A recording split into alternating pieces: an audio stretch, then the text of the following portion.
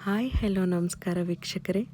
ತಾಯಿಯ ಆಸೆಯಂತೆ ಮತ್ತು ದೈವಿ ಸಂಕಲ್ಪದಂತೆ ಚಾವುಂಡರಾಯರು ಬೃಹತ್ ಏಕಶಿಲಾ ವಿಗ್ರಹವನ್ನು ಕೆತ್ತಿಸಲು ಆರಂಭಿಸಿದರು. ಕ್ರಿಸ್ತಶಕ 981ರಲ್ಲಿ ಈ ಕಾರ್ಯ ಪೂರ್ಣಗೊಂಡಿತು.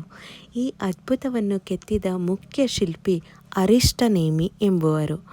ಯಾವುದೇ ಆಧುನಿಕ ಯಂತ್ರಗಳಿಲ್ಲದೆ ಆ ಕಾಲದಲ್ಲಿ ವಿಂಧ್ಯಗಿರಿಯ ಬೆಟ್ಟದ ತುದಿಯಲ್ಲಿದ್ದ ಒಂದು ಬೃಹತ್ ಬಂಡೆಯನ್ನು ಮೇಲಿನಿಂದ ಕೆಳಕ್ಕೆ ಕೆತ್ತುತ್ತಾ ಬರಲಾಯಿತು.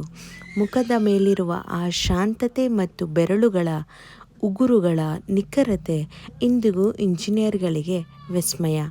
ಶ್ರವಣಬೆಳಗೊಳದ ಸಣ್ಣ ಬೆಟ್ಟದ ಚಂದ್ರಗಿರಿಯಲ್ಲಿ ಚಾವುಂಡರಾಯರು ಬಸದಿಗಳನ್ನು ಕಟ್ಟಿಸಿದ್ದಾರೆ. ಇದನ್ನು ಚಾವುಂಡರಾಯ ಬಸದಿ ಎಂದು ಕರೆಯಲಾಗ್ತದೆ. ತನ್ನ ಸ್ವಾಮಿನಿಷ್ಠೆ ಮತ್ತು ಧಾರ್ಮಿಕ ಶ್ರದ್ಧೆಯಿಂದಾಗಿ ಚಾವುಂಡರಾಯರ ಹೆಸರು ಕರ್ನಾಟಕದ ಇತಿಹಾಸದಲ್ಲಿ ಅಜರಾಮರವಾಗಿದೆ. ಗೊಮ್ಮಟೇಶ್ವರನ ಪಾದದ ಬಳಿ ತಲುಪಲು ಸುಮಾರು 700 ಮೆಟ್ಟಿಲುಗಳಿವೆ. ಗೊಮ್ಮಟೇಶ್ವರನ ಸನ್ನಿಧಿಯಿಂದ ಕಾಣುವ ಶ್ರವಣಬೆಳಗೊಳದ ಕರೆಯ ದೃಶ್ಯ ಮಾತ್ರ ನಿಜಕ್ಕೂ ಅದ್ಭುತ. ನೀವು ಇದುವರೆಗೆ ಎಷ್ಟು ಬಾರಿ ಬೆಟ್ಟ ಹತ್ತಿ ಬಾಹುಬಲಿ ದರ್ಶನ ಮಾಡಿದ್ದೀರಾ ಎಂದು ಕಮೆಂಟ್ ಬಾಕ್ಸ್ನಲ್ಲಿ ತಿಳಿಸಿ. ಈ ಮಾಹಿತಿ ನಿಮಗೆ ಇಷ್ಟವಾಗಿದ್ದರೆ ವಿಡಿಯೋನ ಲೈಕ್ ಮಾಡಿ ಮತ್ತು ಶೇರ್ ಮಾಡಿ. ಇಂಥ ಇತಿಹಾಸದ ಮಾಹಿತಿಗಾಗಿ ನನ್ನನ್ನು ಫಾಲೋ ಮಾಡಿ. Thank you.